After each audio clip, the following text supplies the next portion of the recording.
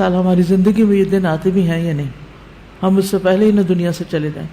اس لیے بہت ضروری ہے کہ ان 10 دنوں کی پلاننگ کریں کہ ہم نے کیا کیا کرنا ہے. صرف وہ کام کافی نہیں جو ہم ہر روز نیکی کے کام کرتے رہتے ہیں، مثلا جو روٹین میں نوافل پڑھ رہے ہیں یا صدقہ خیرات کر رہے ہیں یا اور نہیں، مزید بھی کرنا ہے. صحابہ ان دنوں میں انتھک محنت کیا کرتے تھے. سعید بن جبیر ذی الحجہ کے 10 دن داخل ہونے کے بعد عبادت میں بہت زیادہ کوشش کرتے تھے، حتیٰ کہ وہ اتنی محنت کرتے کہ لگتا کہ وہ اس کی قدرت نہیں رکھتے، یعنی اپنے آپ کو اتنا تھکا دیتے کہ لگتا کہ بس اب اس سے زیادہ کچھ کر نہیں سکتے، آخری درجے تک. اب نیک اعمال میں سے افضل عمل جو ان دنوں کے لیے پسندیدہ ہے وہ اللہ کا ذکر ہے. نبی صلی اللہ علیہ وسلم نے فرمایا کوئی دن اللہ کے ہاں ان 10 دنوں سے زیادہ عظمت والا نہیں ہے، اور نہ ہی کسی دن کا عمل اللہ تعالیٰ کو ان 10 دنوں کے عمل سے محبوب ہے. یعنی نہ دن ان دنوں سے افضل ہے اور کوئی اور عمل اس سے افضل نہیں. بس تم ان 10 دنوں میں کثرت سے لا الہ الا اللہ، اللہ اکبر اور الحمدللہ پڑھو، یعنی تحلیل، تکبیر اور تحمید. اب اس کے لیے یہ جو کلمہ نا سبحان اللہ والحمد للہ ولا الہ الا اللہ واللہ اکبر، یہ ان تینوں کلمات کا مجموعہ ہے اور اس میں سبحان اللہ کا اضافہ بھی ہے. اسی طرح اللہ اکبر لا الہ الا اللہ واللہ اکبر وللہ الحمد. ٹھیک ہے، اس میں بھی تینوں چیزیں آ جاتی، الحمد بھی آ جاتی ہے، اللہ کی حمد بھی آ جاتی ہے، اور لا الہ الا اللہ اور اللہ اکبر بھی آ جاتا ہے. صحابہ کرام جو تھے ان میں سے ابن عمر اور ابو ہریرہ رضی اللہ عنہما ان 10 دنوں میں بازار کی طرف نکل جاتے اور دونوں تکبیرات پڑھتے، یعنی مل کے بھی پڑھتے. لوگ ان کی تکبیر سن کر تکبیر کہتے، یعنی یہ پڑھتے تو جو سنتا تو وہ بھی کہنا شروع کر دیتا. تو لوگ ان کی تکبیر سنتے کا کیا مطلب ہے کہ یہ تکبیرات اونچی آواز سے پڑھ رہے ہوتے تھے.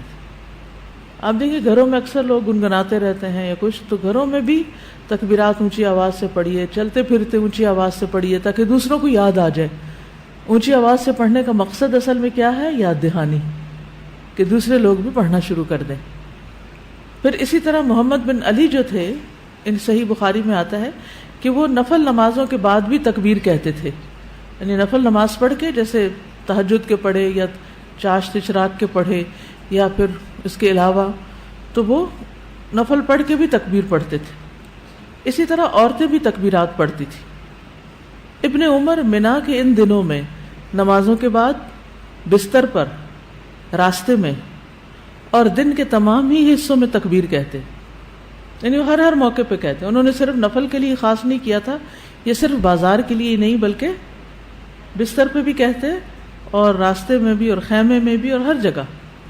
اور ان میں سے کوئی بھی آپ الفاظ پڑھ سکتے ہیں، اللہ اکبر لا الہ الا اللہ واللہ اکبر وللہ الحمد، اور اللہ اکبر وللہ الحمد، اللہ اکبر. اسی طرح اللہ اکبر کبیرہ، اللہ اکبر و اجل، اللہ اکبر وللہ الحمد. پھر اللہ اکبر کبیرہ، تو اللہ اکبر کبیرہ والحمد للہ کثیرہ وسبحان اللہ بکرۃ واصیلا بھی آپ پڑھ سکتے ہیں. ٹھیک ہے، آخر میں اللہم اغفر لی بھی کہہ سکتے ہیں. دوسرا اہم کام جو ان دنوں میں کرنے کا ہے وہ 9 ذی الحجہ کا روزہ ہے. اس روزے کی خاص فضیلت ہے جس سے انسان کے گناہ معاف ہوتے ہیں، اور یہ دن 1 سال گزرے ہوئے اور 1 سال آنے والے گناہوں کا کفارہ بنتا ہے. لیکن اس کے علاوہ بھی آپ باقی دنوں میں روزے رکھ سکتے ہیں. خاص طور پر جن کے رمضان کے روزے رہتے ہوں وہ ان دنوں میں قضا کر لیں. جو شوال میں نہیں کر سکے، ذوالقعدہ میں نہیں کر سکے، اب ذوالحجہ میں کر لیں. اجر کا اجر ہے اور اپنے فرض کی ادائیگی بھی ہو جائے گی. شوال کے روزے تو الگ الگ رکھنے پڑتے ہیں، لیکن یہ آپ ملا کے بھی رکھ سکتے ہیں، کیونکہ ان پہلے 8 دنوں کے روزے کو مخصوص نہیں ہے. یہ ہم نفلی روزے ثواب کی خاطر رکھتے ہیں، لیکن اگر قضا رکھ لیں تو بہت اچھا ہے.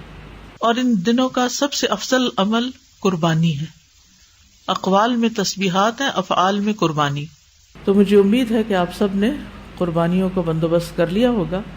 اگر ہر شخص الگ الگ نہیں کر سکتا تو مل کے بھی اکٹھے ہو کے بھی قربانی کر سکتے ہیں، کیونکہ جان کا صدقہ تو کبھی بھی کیا جا سکتا ہے. تو عام دنوں میں کرنے کی بجائے ان دنوں میں انسان کر لے، ان دنوں میں پیسے جمع کرا لے. خاص طور پر غریبوں تک جو پہنچایا جاتا ہے گوشت، اس میں انسان اپنا حصہ ڈال لے. ایک طرف کیا کرنا ہے، تسبیحات کی کثرت، اور دوسری طرف کیا چھوڑنا ہے، غیبت، چگلی، تانا، فضول میں لغو باتیں، ہنسی مذاق.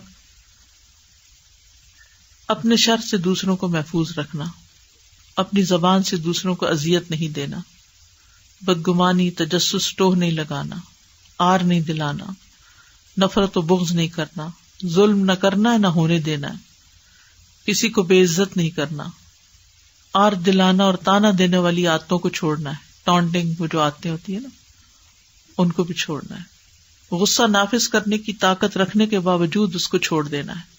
گالی گلوچ، بد زبانی، ان چیزوں سے بھی بچنا ہے. مسلمان کو ہر طرح کی اذیت دینے سے رکنا ہے. رشتہ داروں کی قطع تعلق ہی نہیں کرنی، ان کو منانا ہے. ظالم رشتہ داروں پر بھی مہربانی کرنی ہے. اپنے شر سے پڑوسیوں کو بچانا ہے. اپنے ایمان کی تجدید کرنی ہے. صبر اور عفو درگزر کرنا ہے. اچھا اخلاق اختیار کرنا ہے. اول وقت پہ نماز پڑھنا ہے. قیام لمبا کرنا ہے. ہو سکے تو تہجد پڑھنا ہے. روزہ رکھنا ہے. حج کے لیے تو چلے گئے ہیں لوگ، ہو سکے تو حج کرنا ہے. مالی صدقات میں اپنے اہل و عیال کی ضروریات پوری کرنا. ناراض رشتہ دار کو تحفہ دینا. اپنے بہن بھائیوں کی یا اپنے دوستوں کی ضروریات پوری کرنا. پانی پلانا. ایسا صدقہ جو خود کو محتاج نہ کرے کسی کا. ناراض لوگوں کو آپس میں صلح کرانا. کسی کو خوش کرنا، کسی کی پریشانی دور کرنا. پھر اپنے نفس اور خواہش سے جہاد کرنا. لوگوں کو اپنی برائی سے محفوظ رکھنا. اور صدقے خیرات میں کھانے پینے اور دیگر چیزوں کے علاوہ اچھی کتابیں، اچھے پیمفلیٹس اور خصوصاً اس ٹاپک کی اویئرنیس لوگوں میں کریٹ کرنا ہے. قرآن کی تلاوت میں عام روٹین سے زیادہ پڑھنا، اس کو انکریز کرنا ہے. اللہ سبحانہ وتعالی ہمیں عمل کی توفیق عطا فرمائے.